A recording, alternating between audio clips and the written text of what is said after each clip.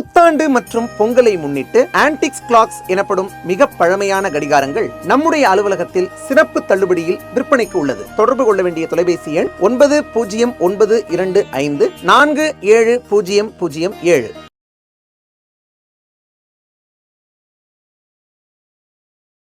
அப்படின்னா நமக்கு எங்கேயுமே தை முதல் நாள் புத்தாண்டு அப்படின்றதுக்கான ஆதாரம் கிடையாது. இப்போ நம்ம கல்வெட்டுகளில் என்ன ஆண்டுகள் குறிச்சிருக்காங்கன்னா முதல்ல நமக்கு ஆண்டு கணக்கு அதுதான் மேற்கோள் காட்டுறாங்க. பாரதிதாசன் தெரியாத அளவுக்கு அவங்க தமிழ் தெரிஞ்சு போச்சு அப்படின்ட்டு அதுதான் மேற்கோள் காட்டுறாங்க. இப்போ அதே இந்த நித்திரையில் இருக்கும் தமிழாந்திர பாட்டு பாரதிதாசனுடைய எந்த கவிதையில் வருது அப்படின்றத நானும் ஒரு 2 வருஷமாக கேட்டுட்டு இருக்கேன். அதற்கான பதில் எனக்கு கிடைக்கவே. தமிழர்களுக்கு மதம் கிடையாது. இந்து மதம் என்பது, சனாதனம் என்பது புகுத்தப்பட்டது. தமிழர்களுக்கு தமிழம் என்ற ஒரு மதம் இருக்கிறது, அதான் தமிழர்களுடைய மதம் என்றெல்லாம் குறிப்பிடுறாங்க. உண்மையிலே தமிழர்களுடைய மதம் தமிழம்ன்ற மதம்னா என்ன அப்படின்றதே நமக்கு தெரியுது இல்லை. இப்போ நீங்கள் சங்க இலக்கியத்தை எடுத்து பார்த்துட்டீங்கன்னாலும் சைவம் வைணவம் அப்படின்னு தனித்தனியாக பிரித்து விட்டு அவரவர்களுக்கு விரும்பிய தெய்வத்தை அவர்கள் கும்பிட்டாலும் அதனுடைய அடிப்படை என்ன அப்படின்னு பார்த்தோம்னா வேதங்கள் தான். இப்போ நம்ம சனாதன மதம் இதை அனைவரும் ஏற்றுக்கொண்டனரா? அது அனைவரும் வரலாற்று திருவிவாதங்கள் பிளஸ் இந்து மதம் இது தொடர்பான திருவிவாதங்கள் உச்சகட்டத்தை அடைந்து இதுக்கு மேல ஒரு திருவிவாதம் எடுக்கவே முடியாதா அப்படிங்கிறது சிரிச்சிருக்கு. அது முக்கியமான இது இந்த ராவணன் அப்படின்றது தமிழன் அப்படின்றது. அந்தர்கள் எப்பவுமே போர் புரிஞ்சதே கிடையாது, எப்பவுமே பின்னென்று மற்றவர்கள் தூண்டி விட்டு தான் பழக்கம். அதுக்கு நம்ம சரித்திரத்தை பார்த்தோம்னா அப்படி இல்லவே இல்லை.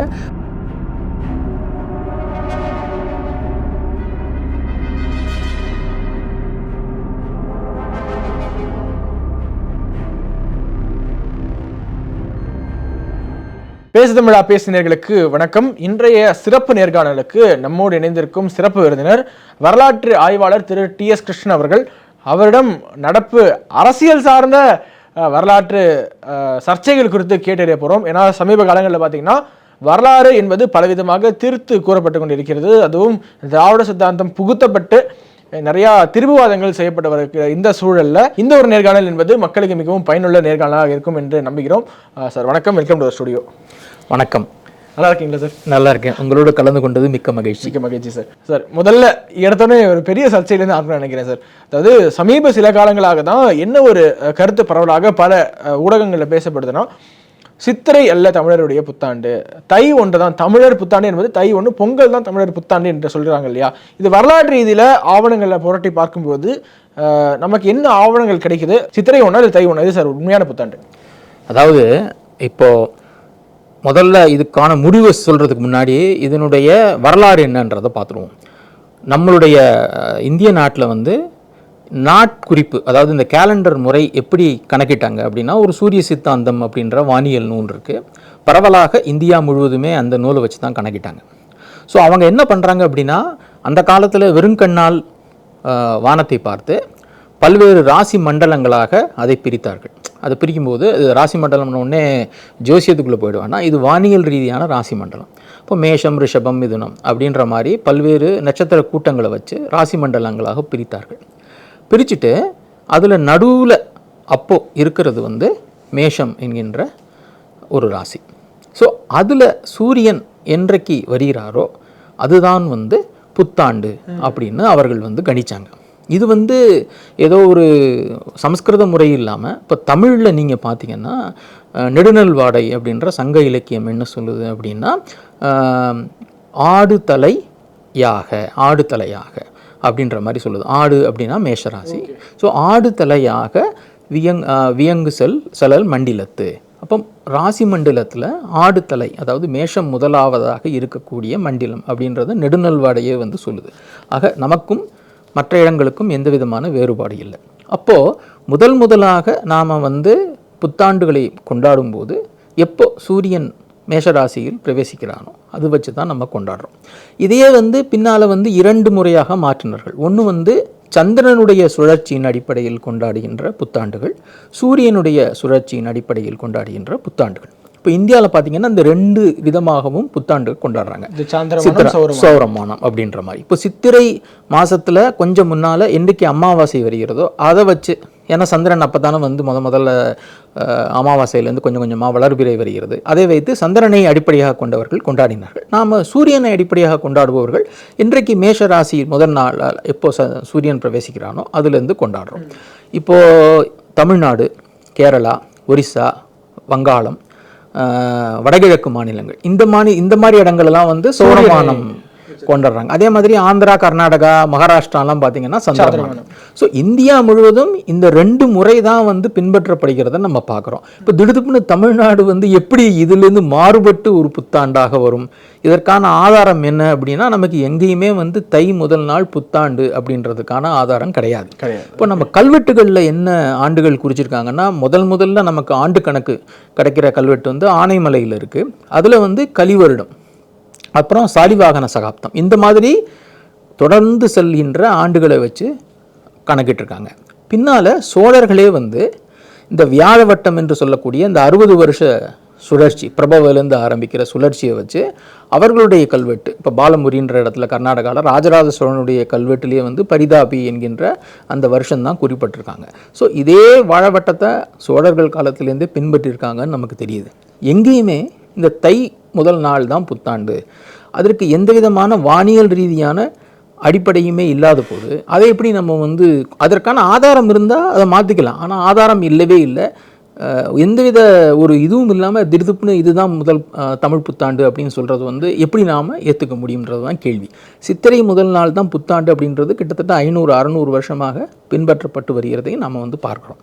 இது எங்கேருந்து ஆரம்பிச்சதுன்னு நினைக்கிறீங்க? நீங்கள் ரொம்ப நாட்களாக தமிழ்நாட்டில் வசிக்கிறீங்க, இந்தியாவில் பல்வேறு பகுதிகளில் ட்ராவல் பண்ணுறீங்க. நீங்கள் அறிந்தவரை உங்களுடைய சிறு வயதுலேருந்து சித்திரை ஒன்று தான் புத்தாண்டு என்று நிறைய பேர் சொல்லிட்டு இருப்பாங்க. ஊடகங்களில் பரவலாக அதான் பேசப்படும். எப்போ முதல்ல தை ஒன்று தான் புத்தாண்டு அப்படி நிறைய எங்கே பில்ட் ஆக ஆரம்பிக்குது? இது வந்து பலவிதமான காரணங்களை சொல்கிறாங்க. ஏதோ ஒரு தமிழறிஞர்கள் கூடி வந்து ஒரு நாள் வந்து முடிவு செஞ்சாங்க. அதனால குறிப்பாக என்ன தெரியுமா சொல்கிறாங்க சார்? ஒரு நபர் பேரிட்டே சொல்ல நினைக்கிறேன், பாரதிதாசன் அவர்கள் நித்திரையில் இருக்கும் தமிழா, சித்திரை இல்லை உனக்கு புத்தாண்டு, தை ஒன்று பொங்கல் தான் புத்தாண்டுன்னு சொன்னதாக இப்போது வரை அதுதான் மேற்கோள் காட்டுறாங்க. பாரதிதாசன் தெரியாத அளவுக்கு அவங்க தமிழ் தெரிஞ்சு போச்சு அப்படின்ட்டு அதுதான் மேற்கோள் காட்டுறாங்க. இப்போ அதே இந்த நித்திரையில் இருக்கும் தமிழாங்கிற பாட்டு வந்து பாரதிதாசனுடைய எந்த கவிதையில் வருது அப்படின்றத நானும் ஒரு 2 வருஷமாக கேட்டுட்டு இருக்கேன். அதற்கான பதில் எனக்கு கிடைக்கவே இல்லை. ஏன்னா பல புத்தகங்கள் பாரதிதாசன் அவர்கள் எழுதியிருக்கிறார்கள், அதில் இந்த மாதிரி ஒரு கவிதை இருக்கிறதா தெரியல. அதற்கு நேர்மாறாக திங்கள் 12 அப்படின்னு ஒரு கவிதை எழுதியிருக்கிறாரு. அதில் வந்து மாதம் 12 மாதத்தையும் அவர் எழுதியிருக்கிறார். சித்திரை, வைகாசி, ஆனின்னு வரிசையாக பட்டியலிடும்போது அதில் சித்திரை தான் முதல்ல போட்டிருக்காரு. இப்போ அவரே வந்து சித்திரைக்கு எதிராக இருந்தால் முதல்ல தைன்னு தானே போட்டிருக்கணும். அப்போ அவர் சித்திரைன்னு போடும்போது இந்த நித்திரையில் இருக்கும் தமிழா பாட்டு எங்கே வருது அப்படின்றத சொன்னாங்களா, நம்ம அதை பார்த்துட்டு இந்த கான்டெக்ஸ்டில் அவர் சொன்னான்றதை தெரிஞ்சுக்கலாம். ஸோ இந்த மாதிரி பலவிதமான ஊகங்களின் அடிப்படையில் தான் இது சொல்கிறாங்க. சில பேர் வந்து ஒரு சங்கப்பாட்டை வந்து சொல்கிறாங்க, அது வந்து தை மாதம் தண்ணீர் குளிர்ந்து இருக்கும் அப்படின்றத அர்த்தம் உள்ள ஒரு பாட்டை சொல்லிட்டு இதுதான் தமிழ் புத்தாண்டுங்கிறாங்க. அது வந்து இப்படின்னா ஒத்துக்க முடியும். அதே மாதிரி ஒரு கல்வெட்டு ஒன்று அடிக்கடி மேற்கோள் காட்டப்படுகிறது, அதில் தைன்ற கட்டம் முதல்ல வருதுன்னு. அதுக்கு கீழே பார்த்தீங்கன்னா தமிழ் எழுத்து அதாவது 10 அப்படின்ற எண் வந்து இருக்குது. அதுலேயே தெரியுது தை மாதம் வந்து 10வது மாதமாகத்தான் அந்த கல்வெட்டுலையும் இருக்குன்று. ஸோ இந்த மாதிரி ஒரு 10 பேர் புரளியை கிளப்புறாங்க, எல்லாரும் பரப்புறாங்களே தவிர இதனுடைய அடிப்படையை வந்து யாரும் பரிசோதிக்க முயல்வதில்லை அப்படின்றது தான் உண்மை. அந்த நரேட்டிவ் எங்கே ஆரம்பிச்சது? நீங்கள் எப்போ அதை கேட்க தொடங்குனீங்க? உங்கள்கிட்ட வந்து நிறைய பேர் எது புத்தாண்டுன்னு கேட்டிருப்பாங்க, நீங்கள் வந்து அது குறித்து ஆராய்ச்சி செஞ்சுருப்பீங்க. நரேட்டிவ் எங்கே பில்ட் ஆக தொடங்க? ஒரு 10 வருஷத்துக்கு முன்னால் தான் வந்து இந்த மாதிரி ஒரு திரிபுவாதம் ஆரம்பிச்சது. 10 வருஷமாக இதை வந்து ரொம்ப கடுமையாக முன்னிறுத்தி சில சித்தாந்தங்கள் வந்து அவங்க சொல்கிறாங்களே தவிர, அப்போ வந்து அதுக்கு இப்போ தை அப்படின்றது உடனே அது திருவள்ளுவர் தினத்தோட ஒன்றுபடுத்தி திருவள்ளுவர் வந்து தமிழர்களுடைய ஒரு முக்கியமான அடையாளம் என்பதால் தை மாதமே அவர் பிறந்த திருவள்ளுவர் தினம் வருவதனால் அப்பொழுதுருந்தே நம்ம வந்து தை புத்தாண்டு அப்படின்னு நம்ம வந்து சொல்லலாம் அப்படின்றது தான். பட் இதனுடைய அடிப்படை என்னென்னா, இது சித்திரை வந்து எல்லாரும் கொண்டாடும்போது நாம் வந்து தனித்தவர்கள் அப்படின்றத காட்டுவதற்கான பல்வேறு முயற்சிகளின் ஒரு முயற்சியாகத்தான் நான் வந்து இதை பார்க்குறேன். இன்னும் மேலும் இது குறித்து நிறைய ஆவணங்கள் நீங்கள் ஏதாவது மேற்கோள் காட்ட நல்லா இருக்குன்னு நினைக்கிறேன் சார். நம்மளுடைய இலக்கியங்களில் இன்னும் ஆவணங்களாக கல்வெட்டுகளாக சித்திரை தான் புத்தாண்டு என்பதற்கு சாலிடான எவிடன்ஸ் நீங்கள் கொடுத்தா நல்லா இருக்குன்னு நினைக்கிறேன். சித்தர் பாடல்களில் வந்து இதே மாதிரி சித்திரை மாதம்தான் வந்து வருஷ அப்படின்றது முன்னால் வருது அப்படின்ற பாடல் இருக்குது. இப்போ வருஷம் அப்படின்றதே வந்து வருடை அப்படின்றது வருது. இந்த வருடை அப்படி என்றால் ஆடு என்று தான் அர்த்தம். இப்போ மேஷத்தில் சூரியன் வருதுனால தான் வந்து வருடை வருடம் என்று வருது அப்படின்னு சில பேர் வந்து அதுக்கு வந்து மேற்கால் காட்டுறாங்க. கல்வெட்டுகளில் வந்து சித்திரை விஷு கொண்டாடப்பட்டதற்கான பல்வேறு கோயில்களில் வந்து கல்வெட்டுகள், சோழர் கால கல்வெட்டுகள், பாண்டியர் கால கல்வெட்டுகளில் சித்திரை விஷு அப்படின்னு குறிப்பிட்டு அதற்கான நிபந்தங்கள் அங்கே கொண்டாட்டங்கள் நடந்திருக்கு அப்படின்றத நம்ம வந்து பார்க்குறோம். இந்த மாதிரி இலக்கிய ரீதியாகவும் சரி, கல்வெட்டு ரீதியாகவும் சரி, பல ஆதாரங்கள் வந்து தொடர்ந்து சித்திரை மாதம் முதல் நாள் கொண்டாடப்பட்டதற்கான ஆதாரங்களாக இருக்கிறது. வீரராஜேந்திர சோழனுடைய சாரலா செப்பேடு அதுவும் வந்து இந்த வியாழ வட்டத்தினுடைய ஒரு வருஷத்தை தான் குறிக்கிறது.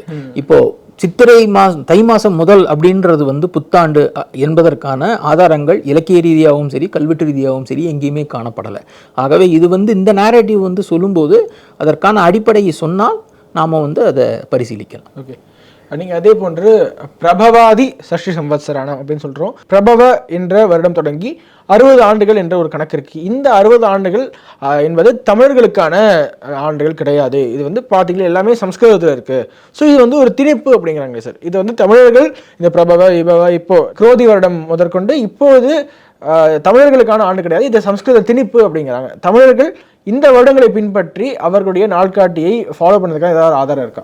அதாவது இதுவே இருக்கு. அதாவது 2 கல்வெட்டு, ராஜராஜன் சோழனுடைய பால்முறி கல்வெட்டு நான் சொன்ன மாதிரி அதில் பரிதாபி என்கின்ற ஆண்டு குறிப்பிட்டிருக்கிறது. வீரராஜேந்திரனுடைய கல்வெட்டு இது வந்து சோழர்களுடைய கல்வெட்டு.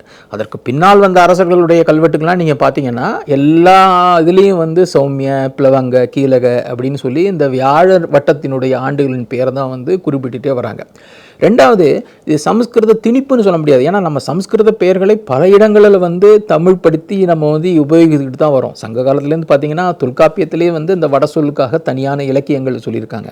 ஸோ இதை வந்து நாம் ஏன் எடுத்துக்கிட்டோம்னா எல்லாரும் பயன்படுத்துகிறாங்க, இதில் வந்து நம்ம ஏன் புதுசாக ஏதோ சொல்கிறோம் அப்படின்ற மாதிரி சொல்லிட்டு இதை நம்ம எடுத்துக்கிறோம். இது எடுத்துக்காட்டால் கூட ப்ராப்ளம் இல்லை. நீங்கள் வந்து இந்த வருஷத்தை தான் நீங்கள் இதே பேரில் தான் இப்போ அதே தமிழ் படுத்தி பல பேர் உபயோகப்படுத்த சுரவம் அந்த மாதிரிலாம் பயன்படுத்தி இப்போ வந்து கொண்டாட ஆரம்பிச்சிருக்காங்க. அது தாராளமாக பண்ணலாம். உங்களுக்கு எந்த மொழி வந்து உங்களுக்கு வந்து ஒத்து வருதோ அதை நீங்கள் தாராளமாக செய்யலாம். ஆனால் சித்திரை 1 புத்தாண்டு அப்படின்றத அது மாற்ற போகிறதில்ல. நீங்கள் வந்து பரிதாபிக்கு பதிலாக வேறு ஏதோ ஒரு வருஷம் சொல்லிக்கோங்க. ஆனால் முதல் நாள், ஆண்டினுடைய முதல் நாள் வந்து வானியல் கணக்குப்படி பார்த்தீங்கன்னா அது சித்திரை முதல் நாளாகத்தான் இருக்க முடியும். வேறு ஏதாவது புத்தாண்டு அப்படின்னு நீங்கள் சொன்னீங்கன்னா அதற்கான ஆதாரம் வந்து வலுவாக வேண்டும். ஓகே, ஆனால் மன்னர்களில் பொறுத்த வரைக்கும் நீங்கள் சொன்ன மாதிரி இந்த குரோதி, பிரபவ, விபவ, பரிதாபி என்கின்ற வருஷங்கள் தான் நம்ம வந்து கிட்டத்தட்ட ஒரு 10ஆம் நூற்றாண்டிலிருந்து தொடர்ந்து பார்த்துக்கிட்டு வரோம். ஓகே, அப்படியே புத்தாண்டுலேருந்து நகர்ந்து அடுத்த ஒரு திரிவுவாதத்துக்கு போகலான்னு நினைக்கிறேன் சார். என்னென்னா இப்போது தமிழ்நாட்டிலையும் சரி ஒட்டுமொத்த தேசத்துலேயுமே கோவில்கள் எங்கெல்லாம் கட்டப்பட்டிருக்கோ அதற்கு முன்பு அங்கு புத்த விகாரங்கள் இருந்தன. அதை எடுத்து விட்டு தான் அதற்கு பிறகு அதுக்கு மேலே தான் இந்து கோவில்கள் என்பது கட்டப்பட்டன என்பது வேறு யாரோ சொன்னால் பரவாயில்ல, இங்கே மிகப்பெரிய அரசியல்வாதிகள்லாம் சொல்கிறாங்க. அப்படிங்கிற பொழுது அதற்கு கூடுதலாக ஒரு வெயிட்டேஜ் கிடைக்கிது அந்த ஒரு கூட்டிற்கு, அந்த ஒரு வாதத்திற்கு. அப்படி உண்மையாகவே புத்த விகாரங்களை இடித்து விட்டு தான் கோவில்கள் கட்டப்பட்டனவா? அதாவது இப்போது நாம் வந்து பின்னால் வெளியிலிருந்து வந்தவர்களால் கோயில்கள் இடிக்கப்பட்டு இப்போ ராமஜென்ம பூமி மாதிரி ஒரு மூமெண்ட் வச்சு அந்த இடிந்த கோயிலிருந்து நம்ம இந்துக்களுடைய கோயில்களை கட்டணும் அப்படின்ற ஒரு வாதம் வலுப்பெற்று இப்போ ராமஜென்ம பூமியில் அந்த வெற்றியும் நமக்கு கிடைச்சிட்டு விட்டது. இப்போ அது மாதிரி மற்ற கோயில்களை நம்ம பார்க்க ஆரம்பிக்கும் போது இதனுடைய எதிர்வினையாக அவங்க என்ன சொல்ல வராங்கன்னா, நீங்கள் இந்து கோயில்களே வந்து புத்த கோயில் மேலே தானே கட்டினீங்க அப்படின்னு சொல்கிறாங்க. ஆனால் இதற்கான இப்போது எந்தவித ஒரு விஷயத்தையும் வந்து ஆதாரம் இல்லாமல் சொல்கிறதில்ல. இப்போ ராமஜென்மபூமியுமே எடுத்துக்கிட்டோம்னா அதற்கு வந்து தொல்லியல் துறையினுடைய ஆய்வு நடந்து உள்ளே ஒரு கோயில் இருப்பதாக கண்டுபிடிக்கப்பட்டிருந்தது. அதை வச்சு தான் வந்து நீதிமன்றமே தீர்ப்பு சொன்னாங்க. இப்போ இந்த மாதிரி சொல்லும்போது இதற்கான ஆதாரங்கள் வந்து என்ன அப்படின்னு பார்த்தீங்கன்னா பேசுகிறாங்களே தவிர அதற்கான ஆதாரங்கள் வலுவாக அவர்களால் வந்து முன்னிறுத்தப்படவில்லை. இது எப்படி வந்தது? இப்போது தமிழ்நாட்டை பொறுத்தவரை சங்க காலத்திலிருந்தே நம்ம பார்த்தோம்னா அதனுடைய இங்கே இருந்த கோயில்கள் என்னென்ன அப்படின்றத வந்து மிக தெளிவாக அவர்கள் சொல்லியிருக்கிறார்கள்.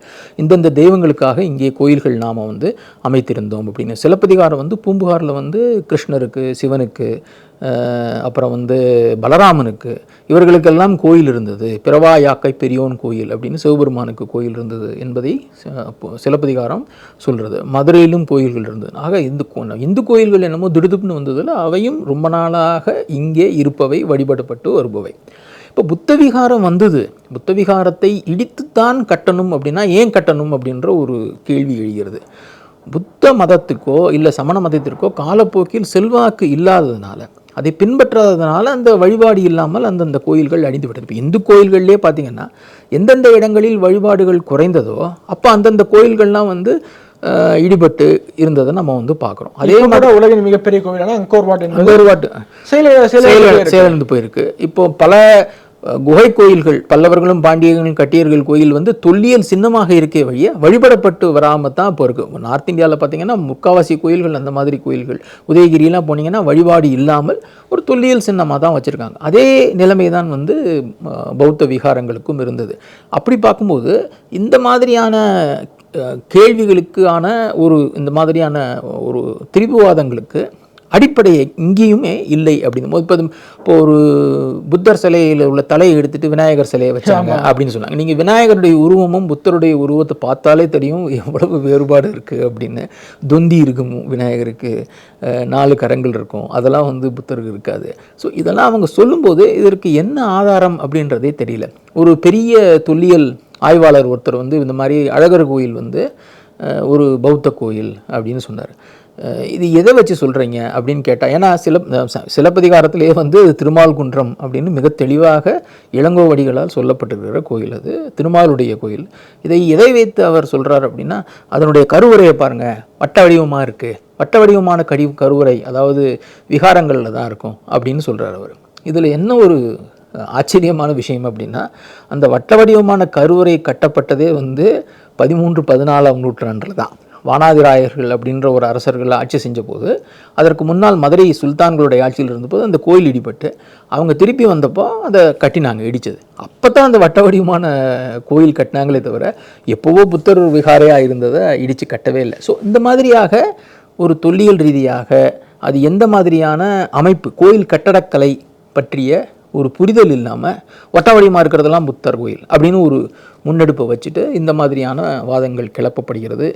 ஆதாரங்கள் இருந்தால் இதை வந்து ஏற்றுக்கொள்வதில் எந்த விதமான ஆட்சேபனையும் இல்லை. இல்லாமல் பேசும்போது தான், ஆதாரம் இல்லாமல் பேசுபவர்கள் என்ன ஒரு நரேட்டிவாக அவங்க சொல்கிறாங்க, லைக் புத்த விகாரங்களை இடித்து விட்டு தான் கோவில்கள் கட்டப்படுதுன்னு சொல்கிறவங்க என்ன பாயிண்ட் பேஸ் பண்ணி சொல்கிறாங்க?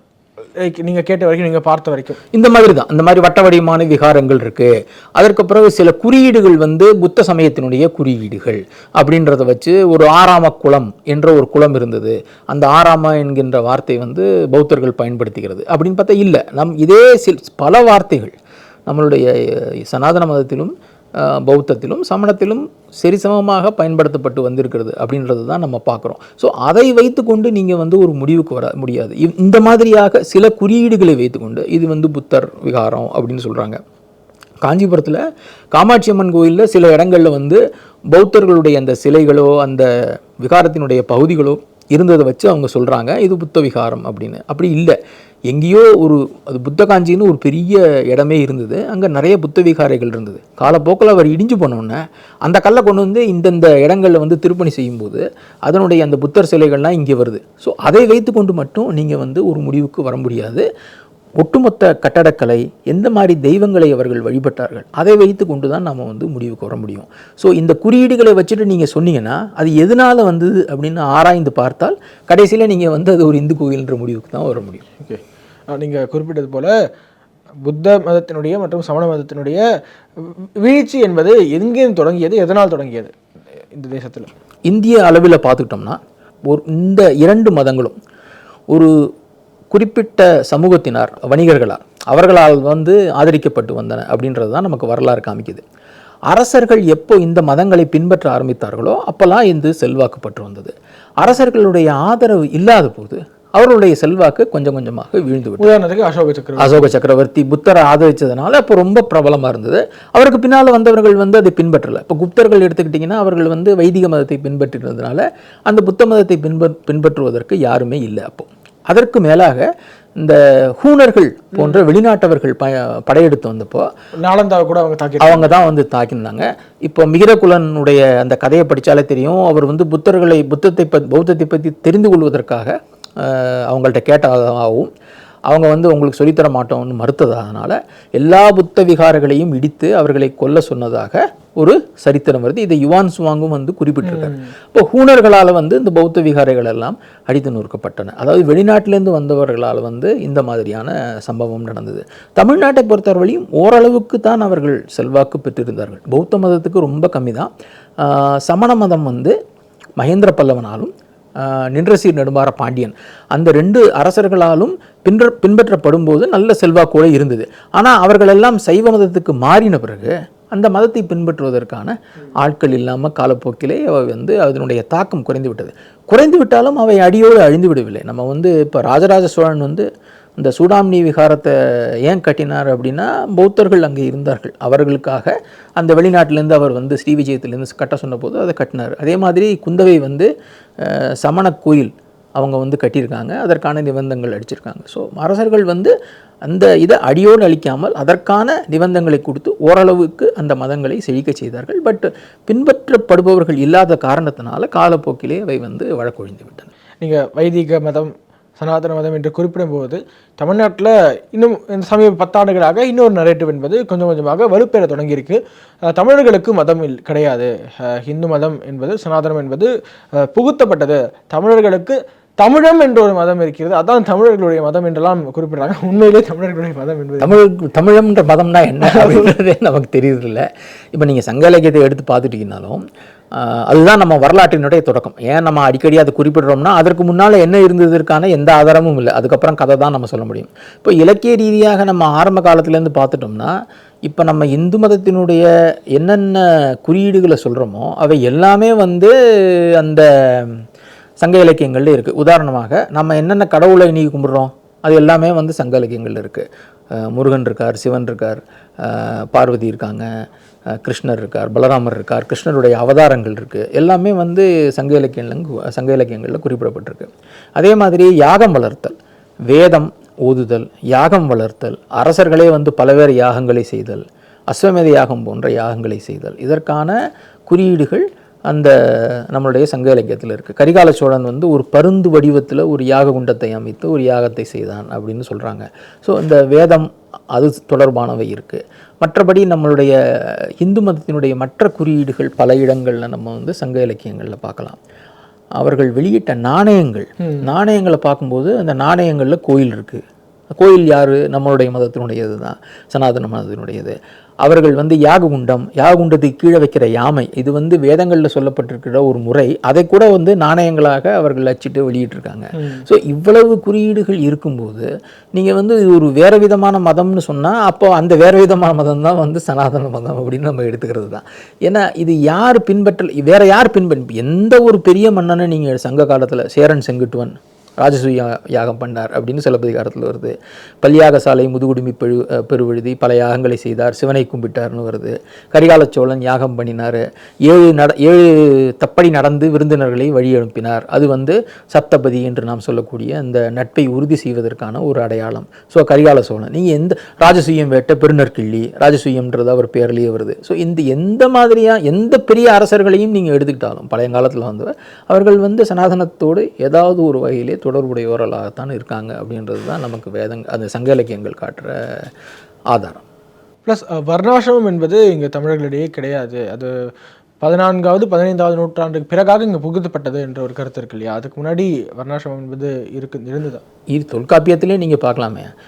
அவரே வந்து அரசர், அந்தனர், வணிகர் அப்படின்றது போட்டு வணிகருக்கான தொழில் வந்து வணிகம் செய்வது, அதாவது வைசியருக்கான அந்த வர்ணத்தினுடைய பெயரையே குறிப்பிட்டு வைசியர்களுடைய தொழில் வந்து வணிகம் செய்வது, அரசருக்குரியது வந்து படை அவர்களுக்கு என்ன, அது மாதிரி அந்தணர்களுக்குரியது அந்த முப்புரி நூல், அவர்கள் கையில் வைத்திருக்கின்ற கமண்டலம், வேளாண்மை செய்பவர்களுக்கு உழவு தொழில் அப்படின்னா அதுலேயே மிக தெளிவாக ஒவ்வொரு வர்ணத்திற்கும் எது உரியது, எந்தெந்த தொழிலை அவர்கள் செய்யலாம். அப்போ அந்தணர்களுக்கு அப்படின்னா 6 தொழில், அதாவது வந்து வேதம் ஓதுதல், வேதத்தை வந்து ஓதுவித்தல், அதே மாதிரி கற்றல் கற்பித்தல், அந்த மாதிரி வேள்விகளை செய்தல், வேள்விகளை செய்ய வைத்தல், ஈதல் ஏற்றல், நம்ம கொடுக்கறத வாங்கிக்கிறது. ஸோ இந்த மாதிரி 6 வகையான தொழில்களை அந்தணர்கள் செய்யலாம் அப்படின்னு எப்படி நம்மளுடைய சமஸ்கிருதத்தினுடைய நூல்கள் சொல்கிறதோ அதே தான் தொல்காப்பியரும் இங்கே சொல்கிறாரு. ஸோ வர்ணத்திற்கு இந்த 4 வர்ணங்களாக பிரிக்கப்பட்டதை தொல்காப்பியம் முதலாக பல்வேறு நூல்கள் நமக்கு வந்து காட்டுகின்றன. ஸோ அப்படி இருக்கும்போது இங்கே வர்ணம் இல்லை அப்படின்னு எதை வச்சு நம்ம சொல்கிறோம்? இது நீங்கள் வந்து பெயர்களை வைத்துக்கொண்டே இதை வந்து பேசக்கூடாது. இங்கே வந்து வர்ணம்னு இருக்கா அப்படின்னா வர்ணம்னே ஒரு பாட்டு கூட நான் வந்து போட்டிருந்தேன். நான் அந்த இதில் வர்ணம் அப்படின்னு மிக தெளிவாக அதுலேயே ட்விட்டரில் போட்டிருந்தேன் அது. ஸோ இப்படி நீங்கள் வந்து அரசர் வேற க்ஷத்ரியர் வேறு அப்படின்னு சொல்ல முடியாது. நம்ம வந்து அரசர்னு சொல்கிறோம். போர் தொழில் புரிபவர்கள் அரசர்கள், வேதத்தை ஓதுபவர்கள் அந்தணர்கள், அதே மாதிரி வணிகம் செய்பவர்கள் வைசியர்கள்னு நம்ம வந்து வச்சுக்கிட்டோம். அதே தான் அவங்க வந்து வேறு பேரில் சொல்லலாம். பட் அடிப்படையாக தொழில் ரீதியாக உலகத்தினுடைய எந்த சமூகத்தை எடுத்துக்கிட்டாலும் எல்லாரும் எல்லாம் செய்யலாம் அப்படின்ற மாதிரி ஒரு சமூகம் இருந்ததாக நீங்கள் வரலாறை பார்த்தாலே தெரியும். ஒரு சமூகத்திற்கு இந்த மாதிரியான வேறுபாடுகள் வந்து இன்றியமையாதது. அப்போ தான் அவர்களால் ஒரு நல்ல ஒரு சொசைட்டியாக ஒரு சமூகமாக அவர்களால் செயல்பட முடியும். எல்லாரும் இப்போ நம்ம என்ன வேலை வேணால் பண்ணணும், ஏன்னா அந்தந்த திறமை வேணும் அவங்களுக்கு. ஸோ அதனால தான் பிரித்தாங்க. இதில் வந்து உயர்வு தாழ்வு என்றைக்குமே பார்க்கக்கூடாது. இந்த தொழில் உயர்ந்தது, இந்த தொழில் தாழ்ந்தது அப்படின்றது கிடையவே கிடையாது. அது பின்னால் வந்த சமூக சீர்கேடுகளால் வந்தது. இதுக்காக நீங்கள் அடிப்படையே வந்து இந்த மாதிரி வந்து பிரிவே இல்லை, யார் வேணால் என்ன வேணால் பண்ணலாம் அப்படின்ற மாதிரி இருந்ததே கிடையாது நம்மளுடைய சமுதாயம். இந்த சைவம் வைணவம் என்றெல்லாம் பிரிக்கும்போது இங்கு சைவம் வைணவம் எல்லாமே தனித்தனியாக தான் இருந்தது. இதையெல்லாம் ஒன்றாக சேர்ந்து சனாதனிகள், இதெல்லாம் ஒன்றாக சேர்ந்து இந்துக்கள் என்று சொல்வது ஏற்றுக்கொள்ளவே முடியாது. தனித்தனியாக இருப்பதுதான் மரபு. நாங்கள் சைவர்கள், நாங்கள் வைணவர்கள் என்று தனியாக தான் இருப்போம், எங்கள் ஹிந்து என்று அந்த போர்களை அடைக்காதீங்கன்னு சொல்கிறாங்களா சார்? இது எப்படி சொல்ல முடியும்? நீங்கள் வந்து ஒருத்தர் வந்து சிவனை மட்டும்தான் கும்பிடுவேன், விஷ்ணுவை கும்பிடவே மாட்டேன் அப்படின்ற மாதிரியான இது வந்து நமக்கு முன்னால் எங்கேயுமே வந்து முதல்ல இப்போ கோவில்களை எழுப்பிய மகேந்திரவர்ம பல்லவன் மண்டபப்பட்டில் இருக்குது. அவருடைய அந்த குடைவரை கோயிலில் பார்த்தேன்னா பிரம்மா விஷ்ணு சிவன் ஆகிய மும்மூர்த்திகளுக்கு உண்டான கோயில் தான் அவர் எழுப்பியிருக்கார். நீங்கள் பக்கத்தில் மாமல்லபுரம் போனீங்கன்னா 5 ரதங்கள் என்பது வந்து சிவன், விஷ்ணு, துர்கை, முருகன், கணபதி. இந்த இந்து மதத்தினுடைய 5 பிரிவுகளான அந்த 5 தெய்வங்களுக்குரிய வழிபாட்டு முறையை வச்சு தான் அந்த மாமல்லபுரத்திலே வந்து அவர் வந்து கோயில் அமைச்சிருக்கிறார். இது வந்து 6வது 7வது நூற்றாண்டு மகேந்திர பல்லவனுடைய காலத்தை பற்றி பேசுகிறோம். ஸோ அப்படி பார்க்கும்போது எந்த ஒரு அரசனும் வந்து இந்த தெய்வத்தை மட்டும்தான் நான் வந்து கும்பிட்டேன்னு சொல்லலை. இப்போ ராஜராஜ சோழனே வந்து அவர் வந்து சிவபாதசேகரன் பேர் வச்சதுனால அவர் ஒரு சைவர், வீர சைவர் அப்படின்றாங்க. அவருடைய கோயில்களில் விஷ்ணு மூர்த்திக்கு நிறைய இடம் கொடுத்துருக்கிறாரு. அவருடைய செப்பேடுகள் வந்து காப்பு செயல், முதல்ல எந்த கடவுளை பூஜித்த ஆரம்பிக்கிறாரோ அதில் நிறைய செயல்கள் வந்து விஷ்ணுவை பூஜிக்கிறது. சொல்லப்போனால் ராஜராஜ சோழனே வந்து விஷ்ணுவினுடைய ஒரு அம்சம். அவர் கையில் வந்து சங்கு சக்கரம் இருந்தது, அவர் வந்து விஷ்ணு அப்படின்ற மாதிரி தான் வந்து நிறைய பேர் அந்த திருவாலங்காடு செப்பாடுகளே புகழ்கிறது. ஸோ நீங்கள் வந்து எந்த விதத்திலும் வந்து நீங்கள் ஒரு சைவத்தை மட்டும்தான் பின்பற்றினார், வைணவத்தை மட்டும்தான் பின்பற்றினார் என்பதற்கான எந்த ஒரு அரசரையோ இல்லை ஒரு தனி மனிதரையோ நீங்கள் காட்டவே முடியாது. அரசர்களை விட்டுருங்க, தனி மனிதர்களாக நாங்கள் வந்து சிவனை மட்டும் தான் கும்பிடுகிறோம் என்ற ஒரு பிரிவு என்பது கிடையாது. இவர்களை இந்து என்ற பொருள்கள் அடைக்கக்கூடாது என்று சொல்பவர்களுக்கு உங்களோட மெசேஜ் என்ன? அதாவது நீங்கள் சைவம் வைணவம் அப்படின்னு தனித்தனியாக பிரித்து விட்டு அவரவர்களுக்கு விரும்பிய தெய்வத்தை அவர்கள் கும்பிட்டாலும் அதனுடைய அடிப்படை என்ன அப்படின்னு பார்த்தோம்னா வேதங்கள் தான். இப்போ நம்ம சனாதன மதம் இதை அனைவரும் ஏற்றுக்கொண்டாரா? அது அனைவரும் ஏன்னா இப்போ சைவம்னு எடுத்துக்கிட்டுங்க, சைவத்தினுடைய ஆதார நூல்களான சைவ சித்தாந்தம், இப்போ எல்லாராலும் பின்பற்றப்படுகிற சைவ சித்தாந்தம் அப்படின்னு எடுத்துக்கிட்டிங்கன்னா அதனுடைய அடிப்படை நூல்கள் என்ன சொல்லுதுன்னா வேதமும் ஆகமமும் எங்களுக்கு உண்டு. வேதம் வந்து பொது, ஏன்னா எல்லா பிரிவினரும் பின்பற்றக்கூடியது. ஆகமம் என்பது எங்களுக்கு ரொம்ப முக்கியமானது அப்படின்றது தான் அவங்களுடைய ஒரு கோட்பாடு. இப்போ சைவ கோயில்களில் வந்து வேத மந்திரங்களை ஓதித்தான் வந்து எல்லா சடங்குகளும் செய்யப்படுகின்றன. ஸோ அது வந்து வேதத்தை இல்லாமல் நீங்கள் சைவம் சொல்ல முடியாது. நீங்கள் திருநாவுக்கரசர், திருஞான சம்பந்தர் போன்ற அவர்கள் வந்து விஷ்ணுவை கும்பிட்டதா வந்து ஒரு எடுத்துக்காட்டே கிடையாது, தீவிர சைவர்கள். ஆனால் அவர்களுடைய பாட்டுகள்லாம் வேதியா, வேதகீதா, வேதத்தின் உருவானவேனே அப்படின்னு சொல்லிட்டு தான் வந்து அவர்களுடைய திருமுறைகள் எல்லாமே வந்து சொல்லுது. ஸோ அவர்கள் வேதத்தை விடலை. அதே மாதிரி தான் வைணவர்களும் அவர்களுடைய அடிப்படை வந்து வேதம்தான். ராமானுஜர் வந்து பிரம்மசூத்திரம் அந்த மாதிரியான வேதம் சார்ந்த நூல்களுக்கு உரை எழுதியிருக்கிறாரு. ஸோ எல்லாமே வந்து அவர்களுடைய அடிப்படை வேதமாக இருக்குது. நீங்கள் எந்த கடவுளை வேணால் கும்பிடலாம், ஆனால் அடிப்படை உங்களுக்கு வந்து வேதம்தான் அப்படின்னு சொல்கிறதுனால தான் அவர்களை வந்து நம்ம சனாதனி அப்படின்னு சொல்கிறோம். அடிப்படை வைதிகமாக இருக்கிறது, அதனால் வைதிக தர்மம் என்று ஒரு காமனான ஒரு போர்வையில் இருக்குதுன்னு சொல்கிறீங்க. இதற்கிடையிலே இன்னொரு கருத்து இப்போ பரவிட்டு இருக்கு சார். அதாவது விநாயகர் வழிபாடு என்பது தமிழ்நாட்டில் இன்னும் எவ்வளோ நாள்தோறும் கண்டுபிடிச்சா புது புது நரேட்டிவாக வந்துக்கிட்டே இருக்குது. விநாயகர் வழிபாடு தமிழ்நாட்டில் கிடையாது, விநாயகர் வழிபாடு இங்கே புகுத்தப்பட்டது. அதுக்கு முன்னாடி வேதத்தில் விநாயகர் குறித்து எங்கேயுமே குறிப்பில்லை, கணபதின்னு இருக்கு, ஆனால் விநாயகருக்கு எந்த ஒரு இடத்துலையுமே குறிப்பில்லைங்கிறாங்க. தமிழ்நாட்டில் இந்த விநாயகர் வழிபாடு அப்படிங்கிறது தொன்று தொட்டு வந்துருக்கா? இது வந்து தொன்று தொட்டு வந்துட்டு இருக்கு. எவ்வளவு தூரம் அப்படின்னு நம்மளால போக முடியாது. இவர்கள் சொல்கின்ற ஒரு திரிபுவாதம் என்னன்னா, இப்போ வாதாபிக்கு நரசிம்மவர்மன் படையெடுத்துட்டு போனப்போ அந்த பரஞ்சோதி சிறுத்தொண்ட நாயனாராக பின்னால் வந்த பரஞ்சோதி வந்து அங்கேருந்து ஒரு விநாயகரை கொண்டு வந்தார். அது 6ஆம் 7ஆம் நூற்றாண்டு. அதுக்கப்புறம் தான் வந்து விநாயகர் வழிபாடு தமிழகத்தில் பரவியது அப்படின்றது. ஆனால் அது கிடையவே கிடையாது அப்படின்றத வந்து நாம் வந்து தொல்லியல் ரீதியாகவே பார்க்கிறோம். விழுப்புரத்து பக்கத்தில் ஆல கிராமத்தில் 4ஆம் நூற்றாண்டு 4ஆம் 5ஆம் நூற்றாண்டை சேர்ந்த ஒரு விநாயகர் தமிழ் பிராமி கல்வெட்டுடைய கண்டெடுத்து அங்கே வச்சுருக்காங்க. யார் வேணால் அந்த யமதண்டீஸ்வரர் கோயிலில் போய் பார்க்கலாம் நம்ம. ஸோ 4ஆம் 5ஆம் நூற்றாண்டிலே விநாயகர் வழிபாடு இருந்ததற்கான சாட்சி இருக்குது. அரிக்கமேடில் இந்த புதியத்தினுடைய 1ஆம் 2ஆம் நூற்றாண்டுகளிலே வந்து அங்கே அகழ்வாராய்ச்சி பண்ணப்போ அந்த சின்ன யானை முகத்தோடு கூடிய கணபதியினுடைய உருவம் கண்டெடுக்கப்பட்டிருக்கிறது அப்படின்றதுக்கான அங்கே சான்று தொல்லியல் ரீதியாகவே இருக்குது. பின்னால் பாண்டியர்களும் பல்லவர்களும் வந்து குடைவரை கோயில்களை கட்ட ஆரம்பித்த போது இப்போ பாண்டியர் கோயிலில் வந்து விநாயகர் இல்லாத கோயில்கள் ரொம்ப ரொம்ப கம்மி. இது வந்து நான் சொல்கிறது 6ஆம் 7ஆம் நூற்றாண்டை சேர்ந்த விநாயகர் கோயில். முதல் விநாயகர் கோயில் பெரிய விநாயகர் கோயில் பிள்ளையார்பட்டி, நமக்கு எல்லாரும் தெரிஞ்ச கோயில். அது 6ஆம் நூற்றாண்டோ 7ஆம் நூற்றாண்டையோ சேர்ந்த கோயில். மற்ற எல்லா குடைவரைகளிலும் வலம்புரி இடம்புரியாக விநாயகர் பெருமான் இல்லாமல் அவங்க கோயிலே கட்டினதில்லை. யாரோ வந்து பூத்தினாங்கன்னா, ஏன் பாண்டியர்கள் தமிழ் சங்கம் வைத்து தமிழ் வளர்த்த பாண்டியர்கள் வந்து விநாயகர் வந்து முழுமுதற் கடவுளாக எல்லா கோயில்கள்லையும் வழிபடணும். இதுவும் வந்து அதாவது தொல்லியல் ரீதியாக வரலாற்று ரீதியாக ஒரு சரியான புரிதல் இல்லாமல் சொல்லப்படுகின்ற ஒரு கதை. ஓகே, அந்த 4ஆம் நூற்றாண்டு 5ஆம் நூற்றாண்டுக்கு முன்னர் அது இது இருந்ததா அப்படிங்கிறதுக்கு சான்று கிடைக்குமா? நீ இந்த அரிக்கமேடில் பார்த்த அந்த விநாயகர் வந்து ஒரு சான்றாக சொல்லலாம் தொல்லியல் ரீதியாக. இலக்கியல் ரீதியாக வந்து விநாயகர் அகவல் வந்து சங்கம் மருவிய காலத்தை சேர்ந்தது, ஔவையார் எழுதிய விநாயகர். அதே மாதிரி சங்கம் மருவிய காலத்தில் வாழ்ந்த ஒரு நூலில் வந்து விநாயகருடைய காப்புச்செயிலே இருக்குது அதில். ஸோ அந்த காலகட்டத்திலேயே, அதாவது சங்க காலத்திற்கு பின்னால் வந்த காலகட்டத்திலேயே விநாயகர் வழிபாடு இங்கே இருந்திருக்கு அப்படின்றதற்கான ஆதாரங்கள் நமக்கு கிடைக்கிது. சங்க காலத்தினுடைய பாட்டுகளில் விநாயகர் குறிப்பிடப்பட்டிருக்காரா அப்படின்றது வந்து 2-3 பாட்டை சொல்கிறாங்க. ஆனால் அது வந்து உறுதிப்படுத்தப்படாததுனால நாம் வந்து அதை வந்து ஒரு ஆதாரமாக எடுத்துக்கொள்ள முடியாது. இங்கு முன்னோர் வழிபாடு மட்டும் தான் இருந்தது, சிலை வழிபாடு என்பதே கிடையாது. முருகர் மட்டும் நாங்கள் ஏற்றுக்கொள்வதற்கான காரணம் என்னென்னா, அவர் வந்து எங்களுக்கு முன்னோர், ஆனால் விநாயகர் முன்னோர் கிடையாது அப்படிங்கிறாங்க சார்.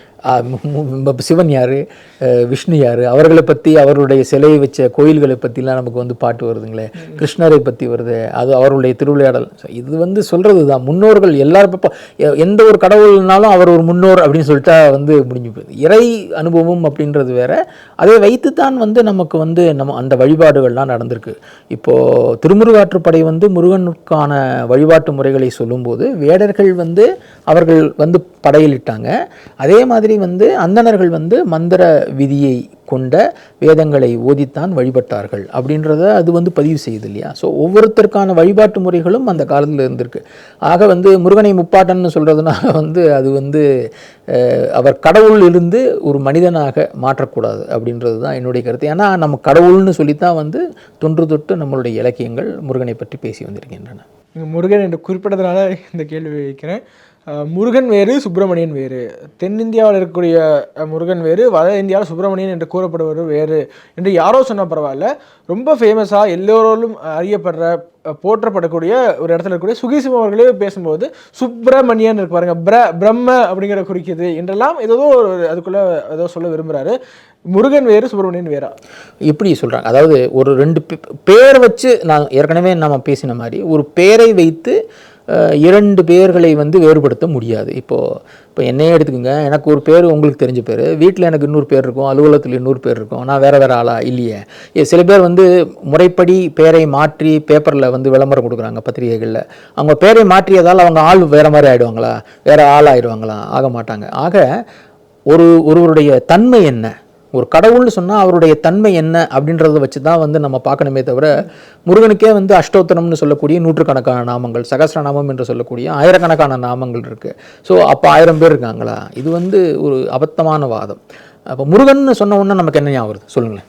குன்று இடமெல்லாம் இடமெல்லாம் குமரன் இருப்பாரு. அவருடைய உருவத்தை பற்றி நீங்க என்ன சொல்லுவீங்க? அழகாக முருகர்கள் அழகாக இருக்கக்கூடியவர், கையில வந்து வேல் வச்சிருப்பாரு, 6 முகங்கள் கூடியவர், அப்படிதான் வந்து மயிலை வந்து வாகனமாக கொண்டவர். இப்படித்தான் வந்து நம்ம முருகன் அப்படின்னோம்னா நமக்கு முன்னால வரிகிற ஒரு உருவம்.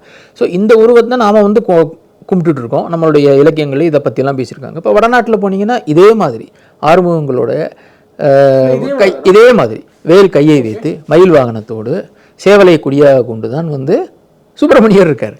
அவரை இப்போ குஷானர்கள், அதாவது வந்து சைனாவினுடைய ஒரு பகுதியிலிருந்து நாடோடிகளாக வந்து இங்கே அரசு செய்த குஷானர்கள் வந்து ஸ்கந்தன், விசாகன் என்று சொல்லி முருகனுடைய உருவத்தை நாணயங்களில், இப்போது என்னுடைய நாணயங்கள் ஒரு புத்தகம் வந்திருக்கு, அந்த புத்தகத்தில் வந்து இந்த நாணயங்கள்லாம் வந்து நீங்கள் பார்க்கலாம். ஸோ ஸ்கந்தன், விசாகன், குமரன் சொல்லிட்டு இதே மாதிரி ஆறுமுகத்தோடு கூடிய முருகப்பெருமானுடைய உருவம் மயில் வாகனத்தோடு அச்சடிச்சிருக்காங்க. உருவம் இதே மாதிரி. அதே மாதிரி பொதியகத்துக்கு முன்பு பஞ்சாப் பகுதியில் ஆட்சி செய்த யௌதேயர்கள் அப்படின்ற ஒரு அரச குடும்பத்தினருக்கு முருகன் தான் வந்து குலதெய்வம். அவங்களுடைய நாணயங்களையும் பார்த்தீங்கன்னா இதே மாதிரி ஆறுமுகத்தோடு முருகன் இருக்கார், மயில் வாகனத்தோடு இருப்பார். அவர்களுடைய சிலையில் வந்து கையில் வந்து மயில் வாகனத்தோ மீன்ஸ் வேலை தாங்கி மயிலை பக்கத்தில் வச்சு இருப்பார். குப்தர்கள் அவர்கள் வழிபட்ட ஒரு கடவுள் வந்து முருகன், மயிலோடு கூடிய முருகன். ரொம்ப அழகான நாணயம் வந்து குமாரகுப்தருடைய நாணயம். அவர் பேரே குமாரகுப்தர் அப்படின்னு முருகப்பெருமான் வச்சு தான் ஸ்கந்தகுப்தர் வந்திருக்காரு. இப்போ நம்ம கூறும்போது நிறைய வட இந்தியாவில் குமார் என்கிற பெயர் இருக்கும் அப்படின்னு சொல்லும்போது, இல்லைப்பா அது சாதி பேர், அது வந்து முருகனுக்கான பேர் இல்லைன்னு இன்னைக்கு ஏன்ட்டு ஒருத்தர் சொன்னார். குமாரன்றது யாரு? சிவனுடைய குமாரன் அப்படின்ற சிவகுமாரன் நம்ம சொல்றது அவர்கள் குமாரன்றாங்க. இப்போ கர்நாடகாலையும் குமாரன் அந்த மாதிரி தான் வந்து சொல்றாங்க. அதனால தான் அந்த குமாரன்ற பேர் வந்தது. ஜாதி எங்கிருந்து அந்த பேர்? அது பின்னிட்டு அவங்க எடுத்துக்கிட்டாங்களே வழியே. இப்போ குப்தர்ன்றது தான் பின்னிட்டு, அவங்க குமாரன்றது அவருடைய பேர். ஸ்கந்தகுப்தர்னா ஸ்கந்தன் என்பது தான் அவருடைய பேர். நம்ம இந்த செய்யுள்களில் பாடல்களில் பார்க்கும்போது நான் அறிந்தவரை திருப்புகளில் அருணகிரிநாதர் சுப்பிரமணிய என்று குறிப்பிட்டார். இதை தவிர வேறு பாடல்கள் இலக்கியங்களில் முருகனும் சுப்பிரமணியன் ஒன்று இல்லை முருகனை குறிப்பிடும் போது சுப்பிரமணியங்கிற பேர் கொண்ட ஏதாவது பாடல் இருக்கா சார்? இப்போ பிரமமாகி என்படி தான் முதல்ல வந்து கந்தபுராண செய்யுளே வந்து சொல்லுது. அருவம் உருவாய் அனாதியாய் ஜோதியாய் பலவாய் அப்படின்னு சொல்கிற பாடலில் வந்து பிரமமாய் வந்தான் முருகன் அப்படின்னு தான் சொல்கிறது. அதாவது வந்து பிரம்மம் உருவத்தினுடைய ஒரு குறியீடாக முருகன் வந்தான் பிழம்பாக அப்படின்னு சொல்கிறது தான் வந்து கந்தபுராணத்தினுடைய முதல் செய்யுளே. ஸோ அதுலேயே வந்து நம்ம வந்து சுப்பிரமணியன் ஏன் சொல்கிறது இல்லைன்னா, அது வந்து ஒரு வடமொழி வார்த்தை, தமிழுடைய இலக்கியங்களில் அதை நேரடியாக பயன்படுத்துவதில்லை அப்படின்றது தானே தவிர, மற்றபடி வீரபாண்டியனுடைய கல்வெட்டு பழனியிலேயே இருக்குது, சுப்பிரமணியன் தான் சொல்லுது. அது பாண்டியர்களுடைய கல்வெட்டு. திருச்செந்தூரில் 8ஆம் நூற்றாண்டை சேர்ந்த வரகுண பாண்டியனுடைய கல்வெட்டு, 8ஆம் நூற்றாண்டை சேர்ந்த வரகுண பாண்டியனுடைய கல்வெட்டு, பெரிய கல்வெட்டு இருக்குது. அதில் சுப்பிரமணிய பிடாரர் அப்படின்னு சொல்லி சுப்பிரமணியன் என்கின்ற மாதிரி தான் வந்து திருச்செந்தூருடைய முருகனுடைய பேரையே அவர் பதிவு செஞ்சுருக்காரு.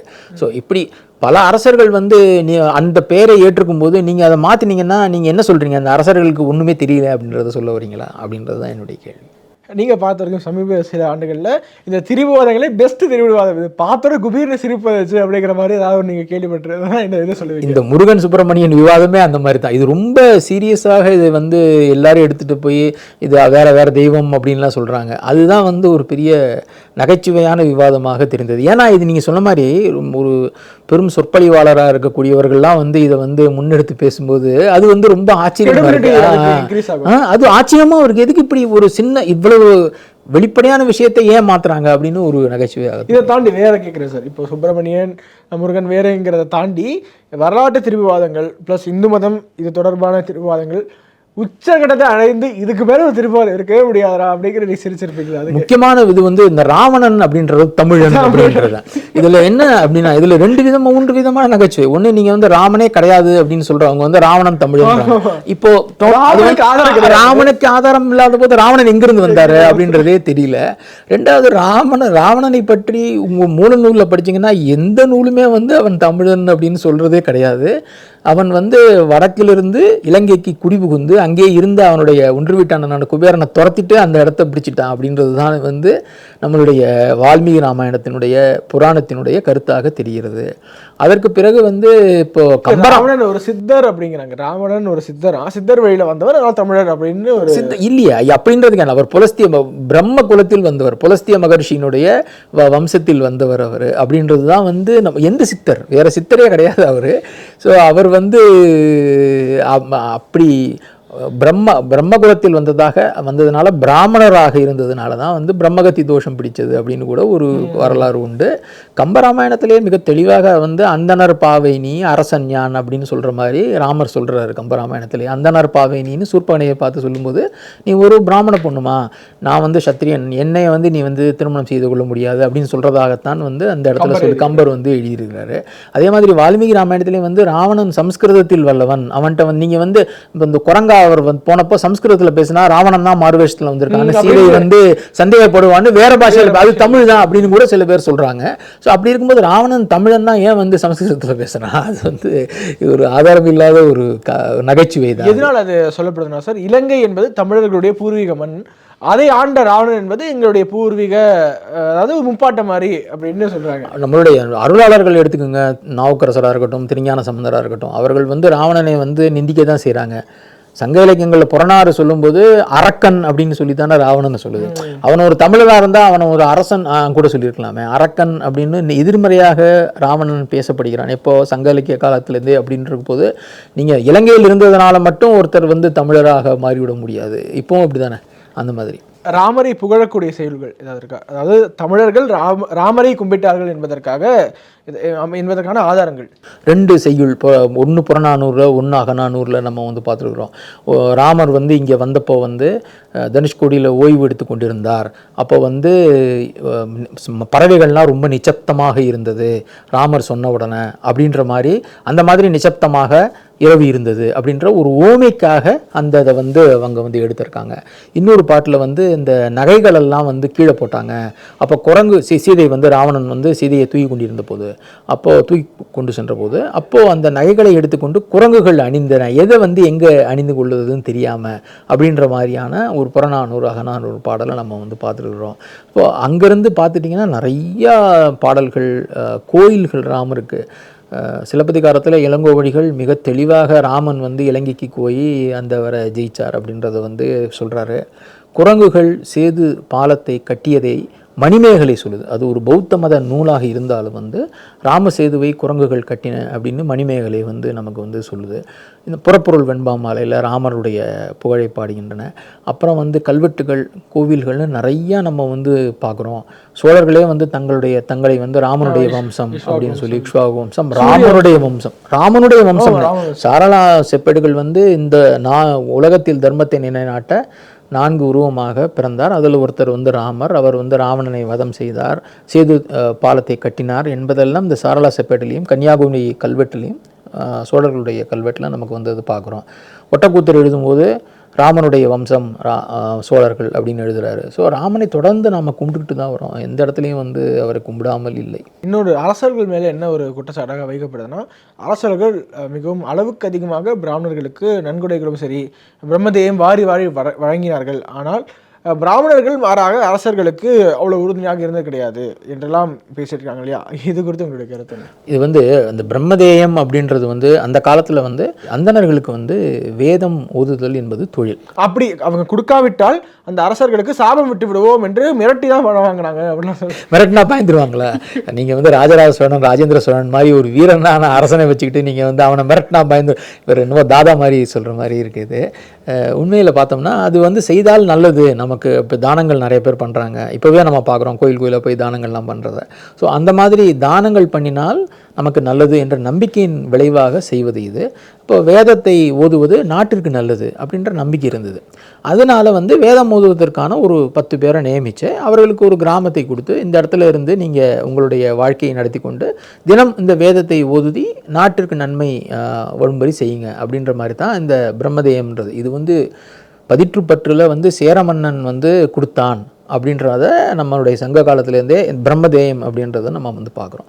பின்னால் வந்து வேள்விக்குடி செப்பேடுகள் பாண்டியர்களுடையது வந்து அது என்ன சொல்லுது அப்படின்னா, இந்த மாதிரி பல்யாக சாலை முதுகுடுமி பெருவழுதி வந்து ஒரு பிரம்மதேயத்தை கொடுத்ததாகும். களப்பிரர்கள் அதை வந்து பிடுங்கி கொண்டதுனால பின்னால் வந்த 2வது முறையாக பாண்டிய அரசு மதுரையில் வந்தபோது பரந்தாங்க நெடுஞ்செழியன் மீண்டும் அந்த பிரம்மதேயத்தை கொடுத்தான் அப்படின்னு சொல்லுது.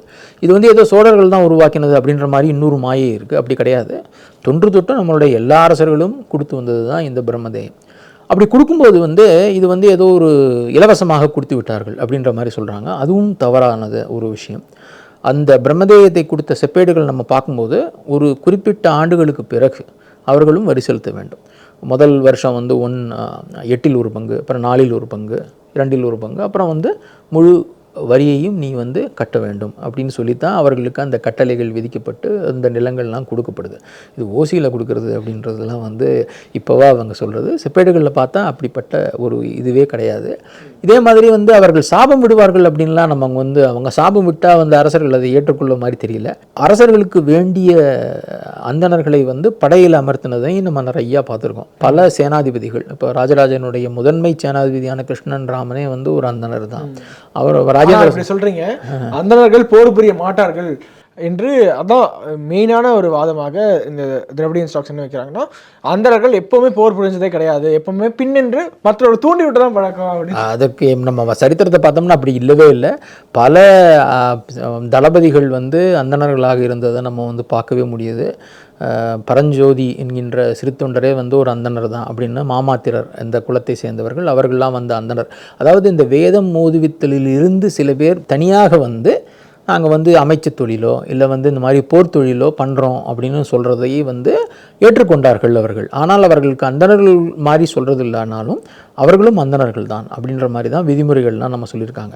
இப்போ பார்த்தீங்கன்னா மகாபாரதத்தில் வந்து துரோணரும் கிருபரும் வந்து அந்தணர்கள் தானே. அவர் தானே வந்து அவர்களுக்கு போர் தொழிலை சொல்லக்கூடிய ஆசிரியர்களாக இருந்தது மட்டும் இல்லாமல் அந்த மகாபாரத போரிலையும் பங்கெடுத்துட்டாங்க. ஸோ அந்தணர்கள் போரே புரிஞ்சதில்லை அப்படின்றது வந்து ரொம்ப தப்பான வாதம். தளவாய் ராமப்பையன் திருமலை நாயக்கனுடைய ஒரு தளபதி வந்து அவரை பற்றி ஒரு அம்மானே இருக்குது. அவர் என்னென்ன மாதிரி சண்டை போட்டார், என்னென்ன மாதிரி ஜெயிச்சார் அப்படின்னு. ஸோ இந்த மாதிரி பல ஆதாரங்களை நம்ம சொல்லிக்கிட்டே போகலாம்.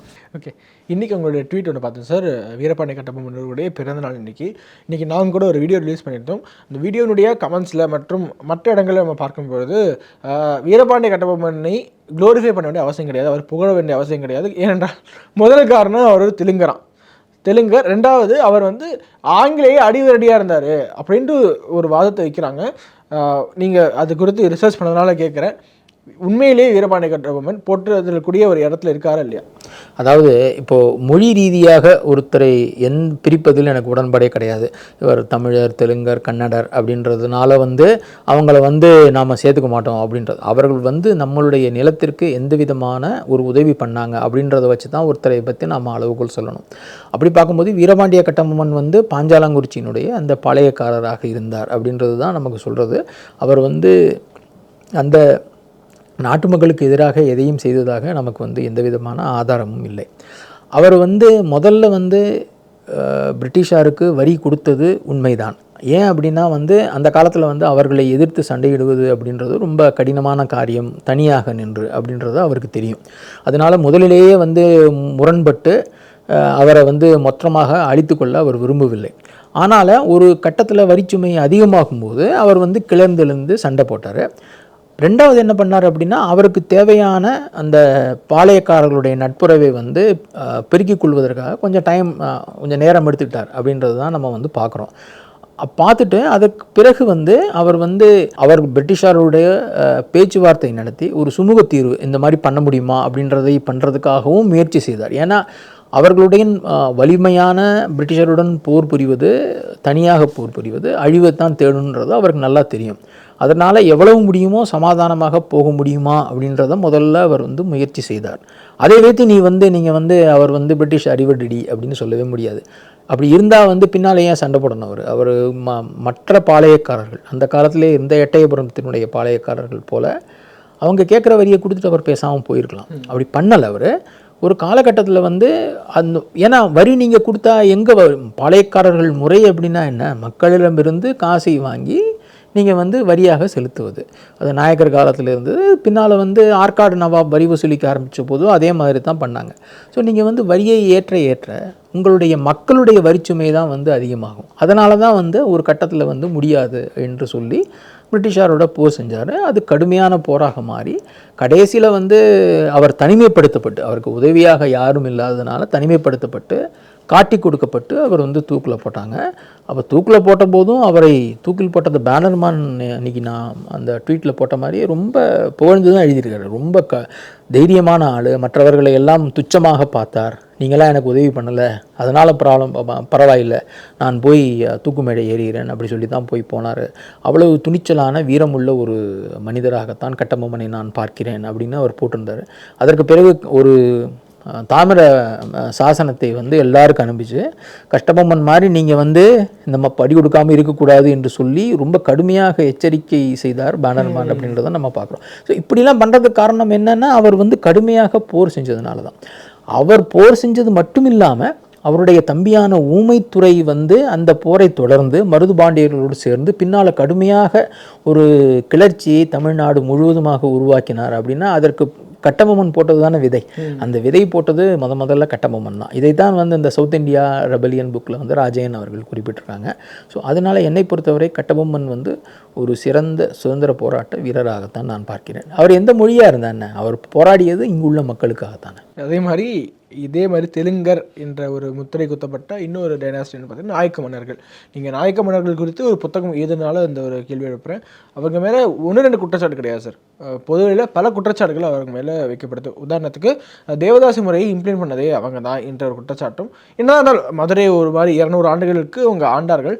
அடுத்ததாக விஜயநகர பேரரசினுடைய ஒரு ப்ராக்சி மாதிரி இவங்க செயல்பட்டாங்க. இவங்க இங்கேருந்து வரி வாங்க கட்டிட்டு இருந்தாங்க. ஸோ மிகப்பெரிய அளவில் தெலுங்கு ஆதிக்கத்திற்கு வழிவகை செய்தது இந்த நாயக்க மன்னர்கள் என்ற ஒரு பரவலாக கருத்து இருக்குல்ல சார், இது குறித்து உங்களுடைய கருத்து என்ன சார்? நீங்கள் அதாவது நாயக்க மன்னர்கள் ஏன் நீங்கள் வந்தாங்க அப்படின்றதுலேயே முதல்ல நீங்கள் ஆரம்பிக்கணும். விஜயநகர பேரரசு இங்கே வருவதற்கு காரணமே இங்குள்ள மன்னர்கள் வந்து அந்த சுல்தான்களுடைய படையெடுப்பை வந்து சமாளிக்க முடியாததுனால விஜயநகரத்துலேருந்து அவங்க வந்து புறப்பட்டு வந்து சுல்தான்களை அகற்றி அவர்களுடைய ஆட்சியை வந்து இங்கே நிறுவனாங்க. அதற்கு பிறகு வந்து நம்ம இங்கேருந்து யாருமே அவர்களுடைய ஆட்சியை வந்து அகற்றுவதற்கு முயற்சி செய்யவே இல்லை. 1-2 பேர் முயற்சி பண்ணாலும் அதில் அவங்க தோற்று போயிட்டாங்க. ஸோ வலிமையான ஒரு அரசு இங்கே இருந்தது அப்படின்னா அது விஜயநகரமும் அதற்கு பின்னால் வந்த நாயக்கர்களும் தான். அவர்கள் வந்து எந்த ஒரு அரசரை நம்ம பார்த்தாலும் அவர்களுடைய மொழியை வந்து முன்னிறுத்த மாட்டார்கள்னு சொல்ல முடியாது. அவர்களுக்கு வந்து தாய்மொழி தெலுங்கு அப்படின்றதுனால அந்த தெலுங்கு மொழிக்கு அவர்கள் வந்து ஒரு குறிப்பிட்ட அளவு முன்னுரிமை அளித்தார்கள் என்பது உண்மை. அதனால் மற்ற மொழிகளை புறக்கணித்தார்களா அப்படின்னா இல்லவே இல்லை. பல தமிழ் இலக்கியங்கள் வந்து அவர்களுடைய காலத்தில் தான் உருவாச்சு. விஜயநகர பேரரசனுடைய காலத்தில் தான் அருணகிரிநாதர் இருந்து அவ்வளவு திருப்புகள், இன்றைக்கி தமிழ் மணக்கக்கூடிய திருப்புகழை பாடினது பூரா அவர் தான். அவரை வந்து தேவராயர் தான் வந்து ஆதரித்தார். அதே மாதிரி திருமலை நாயக்கர் வந்து குமரகுருபரரை ஆதரித்தார். மீனாட்சி அம்மை பிள்ளை தமிழ் பாடினதே வந்து மதுரையில் திருமலை நாயக்கருடைய அரண்மனையில் தான். பல தமிழ் கவிஞர்கள் வந்து திருமலை நாயக்கரால் ஆதரிக்கப்பட்டார்கள். அஷ்டப்பிரபந்தம் அப்படின்னு பாடின ஒரு வைணவர் வந்து திருமலை நாயக்கரோடு இருந்தார். இந்த மாதிரி அவர்கள் தமிழையும் ஆதரித்தாங்க. அவர்களை ஒரு மொழி காரணமாக நீங்கள் விலக்கினாங்கன்னா அந்த மொழியினால் மற்றவர்களை கொடுமைப்படுத்தினாங்க, தமிழர்களை கொடுமைப்படுத்தினாங்க, தமிழ் மொழிக்கு ஒன்றுமே பண்ணலை அப்படின்னு நீங்கள் சொன்னீங்கன்னா அது வந்து ஏற்றுக்கொள்ளக்கூடிய வாதம். அப்படி நம்ம பார்க்குறதே கிடையாது. அது மாதிரி தேவதாசி முறையை பற்றி குறிப்பிட்டீங்க. தேவதாசி முறை என்பது முன்னால் இருந்தே இருந்து சோழ மன்னர்கள் காலத்திலிருந்தே இருந்துகிட்டு இருக்குது. அது பின்னால் வந்து அது நாயக்கர்களால் இல்லை, நாயக்கர் காலத்திற்கு பிறகு அந்த தேவதாசிகளின் மீது ஒரு முத்திரை குத்தப்பட்டு அவர்களுடைய வாழ்க்கை வேறுமாறு ஆனதை தவிர தேவதாசிகள் வந்து நல்ல நிலைமையில் இருந்தார்கள் நாயக்கர் காலத்தில் அப்படின்றதுக்கு நிறையா கல்வெட்டு ஆதாரங்கள் இருக்குது. நிறையா நிபந்தங்கள் கொடுத்துருக்காங்க. கோவில்களை வந்து அவங்க கட்டியிருக்கிறாங்க. அந்த பொன்னனையாள் அப்படின்ற ஒரு தேவதாசியை பற்றி நம்ம பார்க்குறோம். இது மாதிரி பல கல்வெட்டுகள் நமக்கு தெரியுது. அவர்கள் வந்து கோவில் பணிபுரிபவர்களாகத்தான் இருந்தாங்க நாயக்கர் காலத்திலையும் கூட. அவர்கள் வந்து ஒரு கீழான நிலைக்கு தள்ளப்பட்டார்கள் அப்படின்றதற்கான ஆதாரம் நாயக்கர் காலத்தில் நமக்கு தெரியல, பின்னால் அது வந்தது அப்படின்றது உண்மை.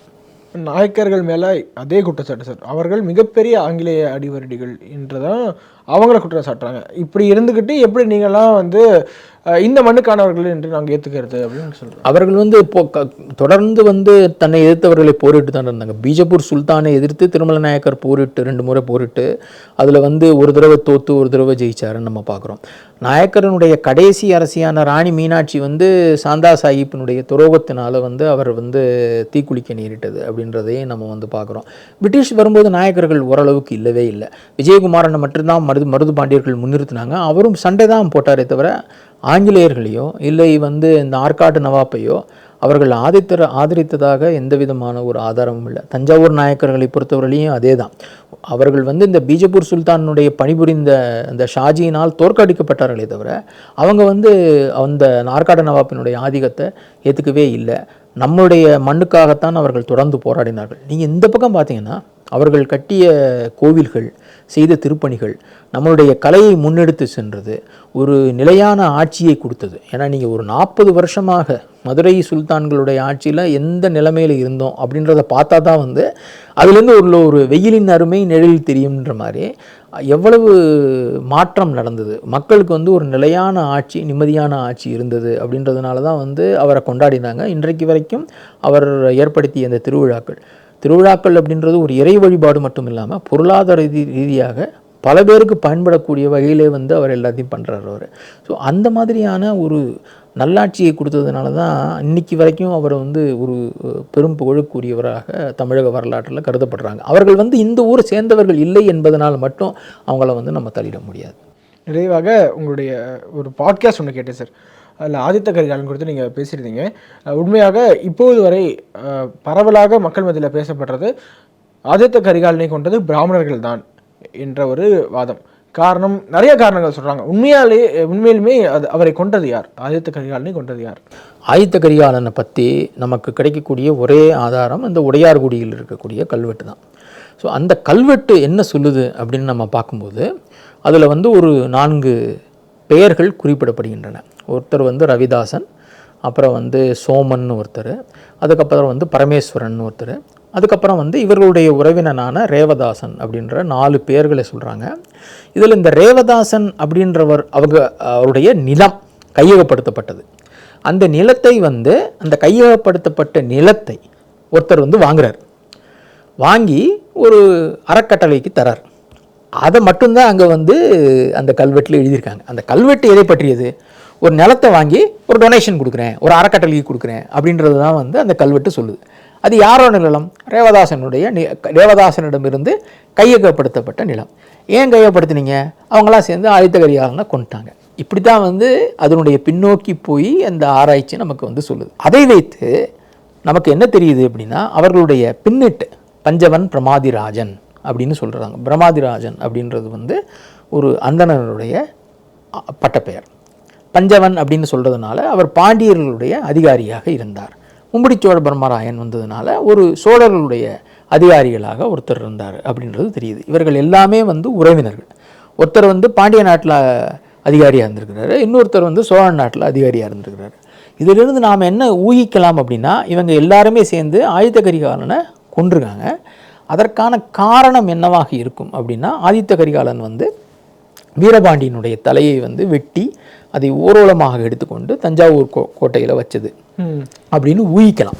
இதை வந்து உறுதியாக 100% சொல்ல முடியுமா அப்படின்னா வந்து சொல்ல முடியாது. இது ஒரு காரணமாக, ஏன்னா பஞ்சவன் அப்படின்னு முதல்ல வந்ததுனால முதல் குற்றவாளி அக்யூஸ் நம்பர் 1 இப்போ சொல்கிறதில்ல, A1 சொல்கிறதில்ல, அந்த மாதிரி முதல் குற்றவாளியாக அவனை சொன்னதுனால இப்போ பாண்டிய அதிகாரி வந்து இவனை கொள்றதுக்கு காரணம் பாண்டிய நாட்டில் இவர் பண்ண ஏதோ ஒரு செயல். அது என்ன செயல் அப்படின்னா வீரபாண்டியனை தோற்கடித்த அப்படின்றது சோழர்களே சொல்கிறாங்க.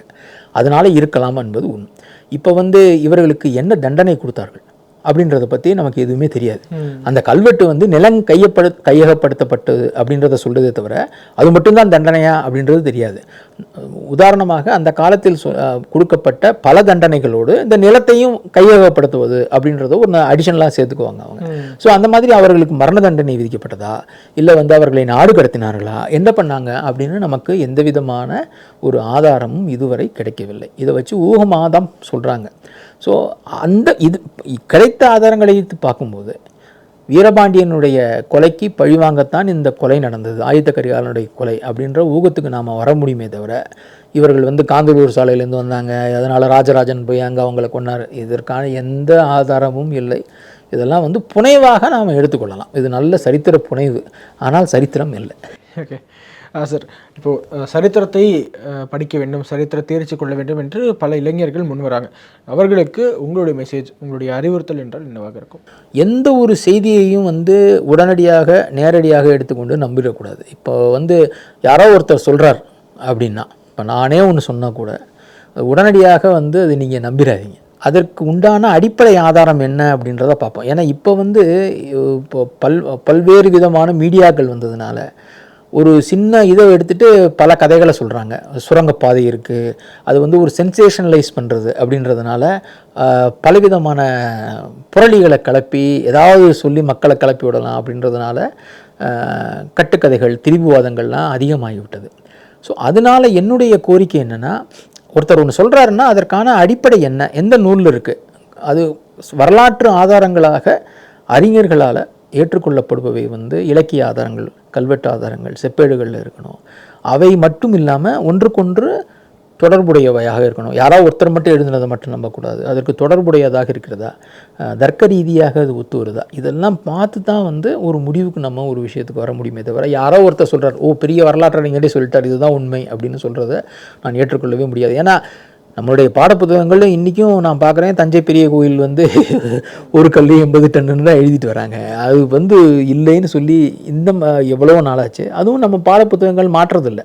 பாடப்புத்தகத்தில் இருக்கிறதுலேயே அப்படி இருக்கும்போது அதுவே நிறைய தவறான செய்திகள் இருக்கும்போது நீங்கள் எப்படி அதை உண்மைன்னு நம்ப முடியும்? ஸோ ரொம்ப நன்றி சார். சென்னை வரைக்கும் வந்து பல்வேறு விஷயங்கள் குறித்து விரிவாக நீங்கள் விளக்கம் அளிச்சிருக்கீங்க. அடுத்த எபிசோடில் இன்னும் பல விவாதங்களை முன்னெடுக்கலாம்னு நினைக்கிறேன். ஸோ நேயர்களுக்கு ஒரு வேண்டுகோள், அடுத்த எபிசோடில் சார்கிட்ட என்ன கேள்விகள் கேட்கணும் என்பதை கமெண்ட்ஸை சொன்னீங்கன்னா அது அப்படியே அவர்கிட்ட நான் கேள்விகளாக கேட்க முடியும். அதனால் கமெண்ட்ஸில் பதிவிடுங்க. ரொம்ப நன்றி சார். பேசு தமிழா பேசுக்கு ரொம்ப ரொம்ப நன்றி இந்த வாய்ப்புக்காக.